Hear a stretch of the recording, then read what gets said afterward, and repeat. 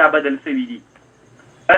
1928 کال میلادي کې 1928 کال د میلاد په کلونو کې د میلادي کال عیسوي کال کې د افغانستان علما، سپینګیري، جهادي مشران، قومي مشران دا ټول راجیګ شول په شریکه باندې دغه بیراغ چې اوس افغانستان کم بیراغ د تور شین سور دا طالبانو دا د افغانستان مجاهدینو، علماو، قومي مشرانو د انګریزانو ته د شکست ورکولو په هغه کې دا بیراغ بیا جوړ کړ.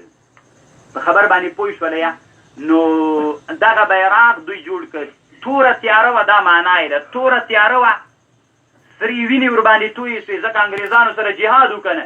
د دې جهاد د ثمره دا وه چې الله شین زرغون وطن راوسته. نو دا هم طالبانو د جهاد بیراغ ده. د دې بیراغ سپکاوی به نه کوئ. داسې نه چې ته به وایې د موږ بیراغ سپین ده. اسلام کې خو ګوره 3 واړه بیرغونه جایز ول، هېڅ مشکل نشته د ورکې. او بیراغ ته سپکوی ځکه یو خو په دې کې کلمه لیکل شوې ده زموږ د افغانستان په دې بیراغ کې محراب و منبر. دغه محراب و منبر عین د هغې زمانې نه را پیدا ده. په 1928 کال کې علماو، جهادي مشرانو، افغانانو مشران، قومي ټول راجمع شول. دا بیراغ په اتحاد و په اتفاق باندې د افغانستان دپاره جوړ کړ.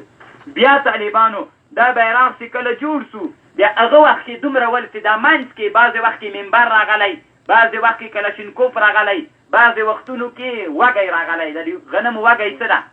اوس طالبانو په الحال د افغانستان محراب کې کلمه ده، محراب و منبر ده. پکې دا د موږ د افغانستان د جهاد بیراغ ده، دا د موږ د افغانستان د مجاهدینو بیراغ ده.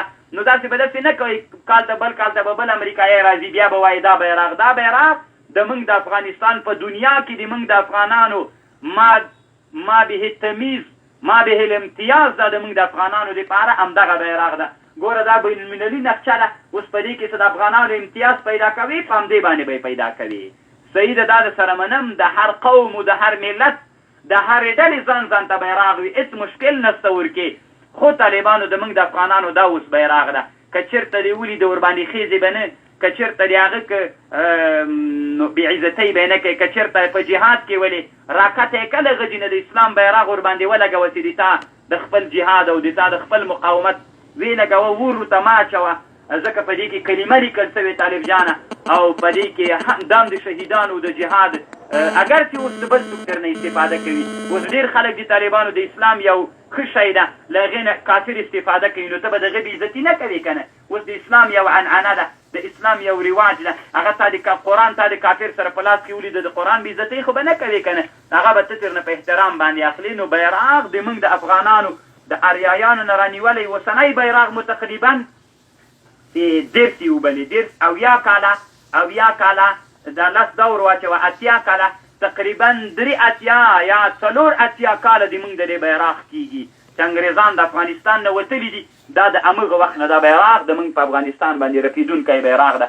دا به هر وخت کې د افغانانو بیراغ وي او د سپینو، تورو، شینو، زیړ لکه د حزبیانو بیل ده، د طالبانو بیل بیراغ ده، د رباني د ډلې بیل بیراغ ده، مثلا د اتحاد د سیاب د ډلې بیل ده، د حضرت سی بیل ده، د نورو ګوندونو بیل ده. هغه د هر چا شخصي بیراغ ده.